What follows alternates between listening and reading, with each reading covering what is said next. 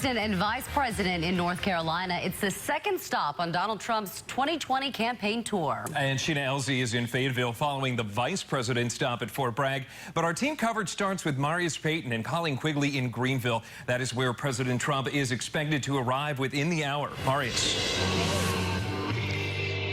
Angela and Bill, people are filing into the arena right now. I'll step away and show you as they're filing in, preparing to hear from President on this stop on his campaign tour. They're filing in one by one. They are going through a security check. We can tell you they have a dog over there. They will also go through a metal detector to make sure that no one brings anything illegal into the arena as the president prepares to speak tonight. Now, earlier today, the president spoke to his supporters via social media like he's wont to do. The president sent this tweet out earlier this afternoon, giving us a glimpse at what's to come. This includes economy, employment, and stock market numbers.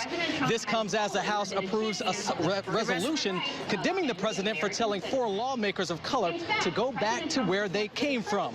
4 Republican votes also came alongside those Democrats.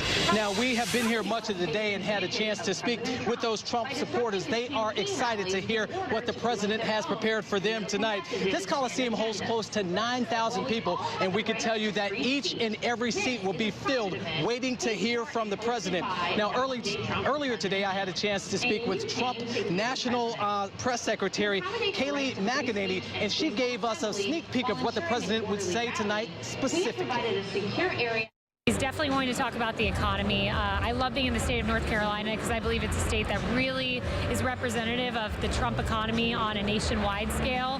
You look, and President Obama had a high approval rating of unemployment rating of 11.4% at the highest point in his presidency here in the state. President Trump came in, was given a 4.9% unemployment rate. He brought that down to 4.1%. Why is North Carolina so important to this campaign? He's been to Greenville twice. He's been to Charlotte, and the Republican National Convention will be in Charlotte. Oh, North Carolina is a huge state. It was key to the president's success in 2016. It's going to be a big deal going forward to 2020. We believe North Carolina is a Trump state. We're not taking anything for granted. This is a state that has in the past, on a state level, has voted for Democrats recently.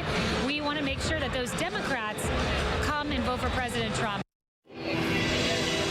MCENANY also told me that the president is dedicated to helping those in our state who've been affected by the natural disasters such as Hurricane Florence. She also mentioned the farmers that have been affected, as well as the military families living in subpar conditions. Now, of course, Greenville is a college town. It's the home of ECU, East Carolina University. CBS 17's Colleen Quigley joins our coverage here from Greenville. And Colleen, you had a chance to speak with some college students earlier today.